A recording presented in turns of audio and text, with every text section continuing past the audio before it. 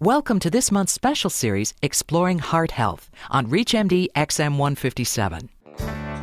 Physicians at Emory University have combined virtual reality with MRI to develop a training and simulation tool which physicians can use to learn the procedure of carotid stenting.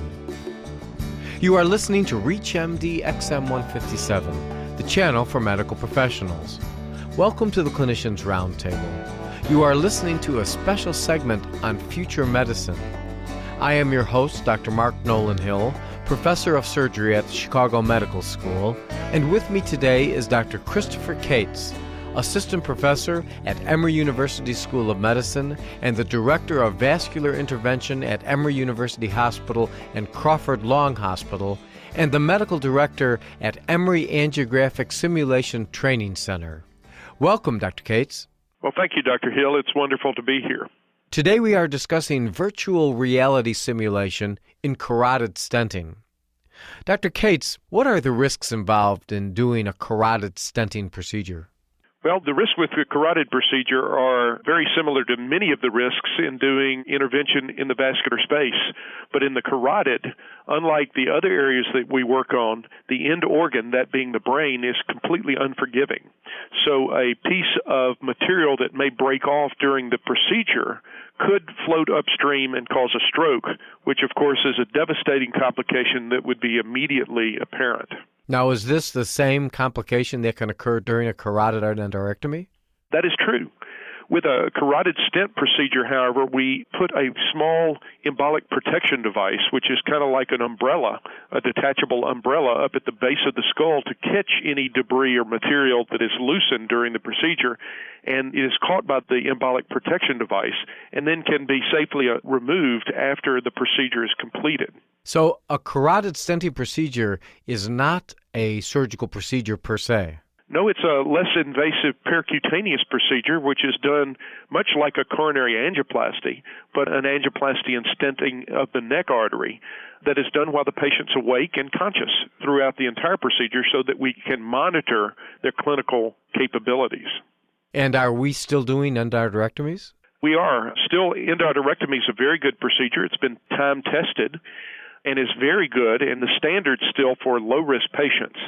Carotid stenting, however, has been shown to be very effective in patients that are high risk for carotid endarterectomy surgery, particularly those that have anatomic features that are difficult to do surgically, and patients that are high risk for clinical comorbid conditions, which some of the studies have shown at least as good as surgery, if not a lower risk for carotid stenting than with surgery in these high-risk patients. So do you suspect that in the future we will be doing carotid stenting in these low-risk patients as well? In fact, there are several studies that are ongoing to test just that hypothesis, and I suspect if it in fact is shown to be equal to surgery, obviously patients wanting a less invasive procedure may choose stenting. And so I suspect over time, as we get more information, more and more carotid stenting will replace carotid surgery. And how long have we been doing carotid stenting? Carotid stenting has been done for probably 12 to 13 years. We did the first one in Georgia back in 1995, for example, and there have been thousands done since then in Georgia. And so we're learning more and more about the procedure, and it really offers a nice alternative to surgery in certain patients that don't want surgery or can't have surgery for other high-risk conditions. And the long-lasting results of carotid stenting is equivalent to carotid endarterectomy? It seems to be at least equivalent, and in some cases may be better, in that there's virtually no cranial nerve injury that can occur with surgery with carotid stenting, and there's very low restenosis or renarrowing rates after carotid stenting, which seems to be a little higher with surgery. But there certainly seem to be very comparable long-term results in both these types of procedures. Well, how did you come up with the idea of combining MRI and virtual reality? Well, it came upon what I would call a perfect storm, where various technologies became available at the time when we needed a means to train physicians in this new procedure called carotid stenting. There had been a non-coverage decision by CMS for many years not covering reimbursement for procedures like carotid stenting. and carotid angioplasty. And therefore, the only people that really had experience with carotid stenting were the highly trained professionals that were doing it under the clinical trials. When it became FDA approved, there was a big interest among a number of different specialties, including surgeons, neurosurgeons, vascular surgeons, cardiologists, radiologists, interventional neuroradiologists, and even neurologists to learn to do this new procedure. And all those different professionals had different varying skill levels using catheters to do procedures. Therefore, virtual reality, that is simulation, became a obvious testing modality to train and test physicians prior to allowing them to do this fairly complicated and high-risk procedure. People that really did not have the previous skill sets to do carotid stenting, or those that had skill sets but not experience doing carotid stenting, it was a much safer way to train this new procedure without having to work on patients where the patients would be at risk.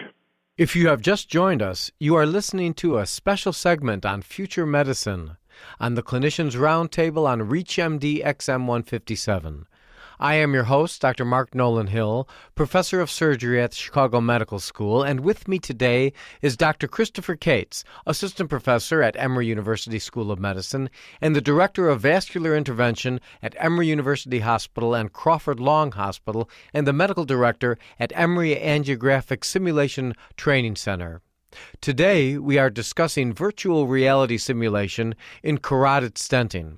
Dr. Cates, what exactly is virtual reality? Well, virtual reality has been around for many years. In fact, most of us growing up have used some type of video game back to the old Pac-Man era.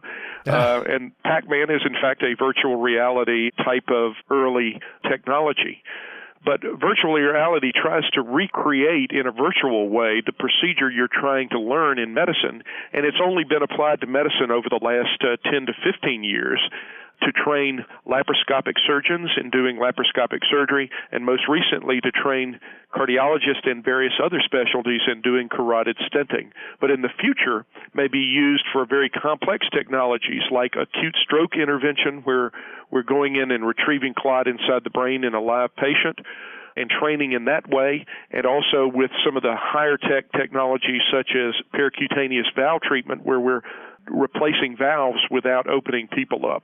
Those are the new exciting ways that virtual reality is going to be used in the future. Is virtual reality analogous to actually working on a live patient?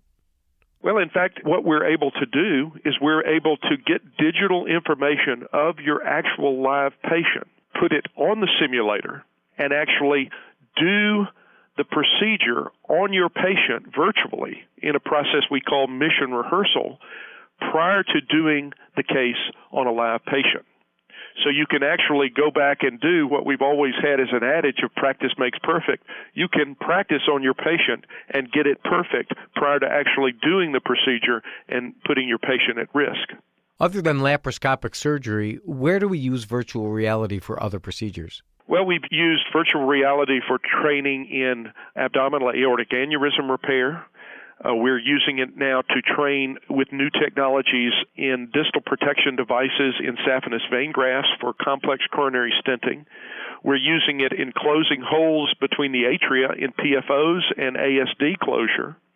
And we're using it just this last week in Atlanta to train physicians for the first time in using virtual reality to go up and treat acute stroke, teaching cardiologists and others how to do intracranial stenting to stop acute stroke using interventional cardiology techniques. Why is it so important to use virtual reality as opposed to just using the mentorship of someone who has done this procedure many times? Well, obviously, patient safety is one of our premier and most important critical aspects of how we train nowadays. It used to be that training on patients was an accepted norm.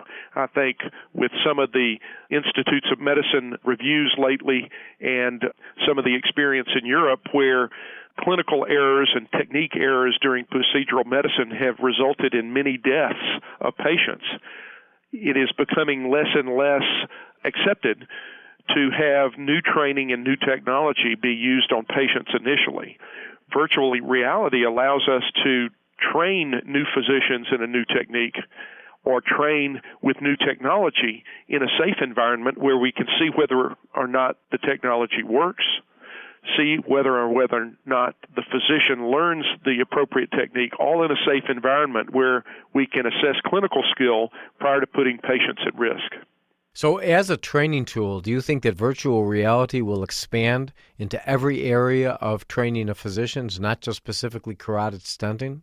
Oh, I think there's great potential for that. In fact, the American Board of Internal Medicine has already done pilot studies to try to train cardiologists in other techniques, such as coronary angiography and coronary stenting, because historically the way that we trained physicians and credentialed or certified physicians in a certain area was all based on just taking a test. In the future, I suspect we will take a test to assess cognitive skill, but then we will put physicians on a simulator to make sure that they can actually provide and translate that cognitive skill into a technical procedural related skill and show that they can achieve a certain benchmark of proficiency in that technical skill prior to certifying that they can do it on patients. Is this similar to airline pilots and people going into space in terms of their simulators as well? Well, in fact, that is a very good point. In many areas of society, we have proficiency measures of individuals working in those areas. The airline pilots and recertifying on a simulator every year is just one example.